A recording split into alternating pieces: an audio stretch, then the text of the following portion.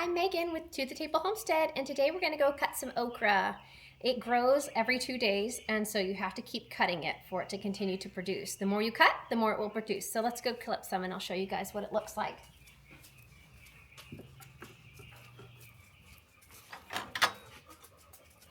No, Louie, you stay. So we have one row of okra, this whole row, and it produces a ton of okra. Louie has decided he wants to join us. This is a 30-inch bed, and we planted 2 rows. So there's one on this side and one on that side. That's more than enough okra for our family. So okra is so easy to grow here in our area. We're in zone 8B in Northwest Florida, and it thrives in the heat. It loves 95 degrees, and it can go up to 105 degrees before it starts getting aggravated by the heat. So all I'm doing is I'm going in here to these plants, and you just clip them right off here at the stem, right there. Yep, and then these plants will just continue to get taller. So the next okra are already starting to come in right here. You can see them growing right there. And so now that I've cut those, they're going to keep producing more. So we're just going to go down this row and clip them all. Sometimes I wait 3 days and they get really big like this. Now what you want to do before you cook them is, if they're big like this, what I like to do is I like to wash them all, and then I take and I cut the top off with a knife.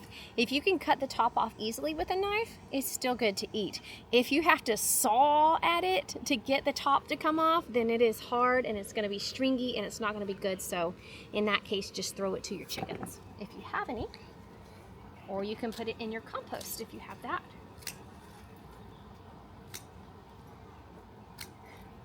But anywhere from that I cut to medium to this size. Even this small I like to cut because they come in every 2 days, like I said. You have to be out here clipping them or they'll get too big.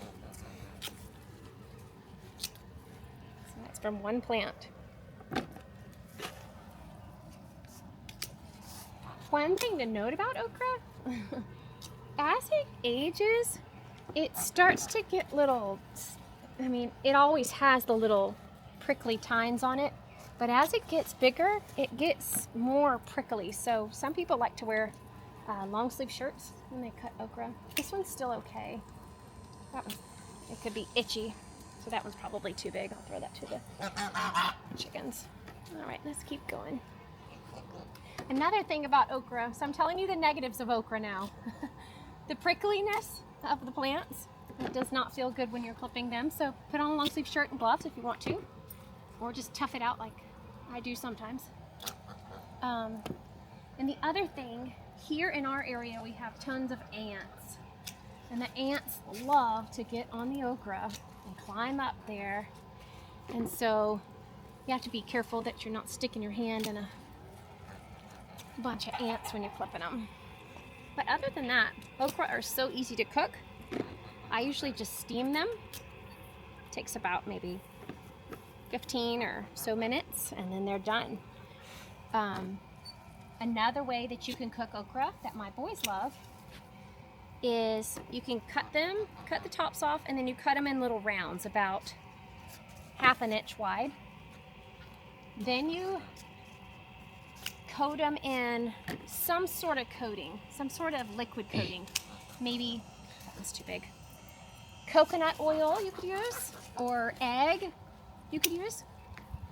And after you've done that, you put them in some sort of batter, and you're like frying them sort of. It's like fried chicken or fried fish that you're doing to your okra. It's kind of like fried okra, but instead of frying them in a deep fryer, what I like to do is just coat them with the egg or the coconut oil, and then batter them and lay them on a piece of parchment paper in the oven on a stainless steel pan and stick them in the oven.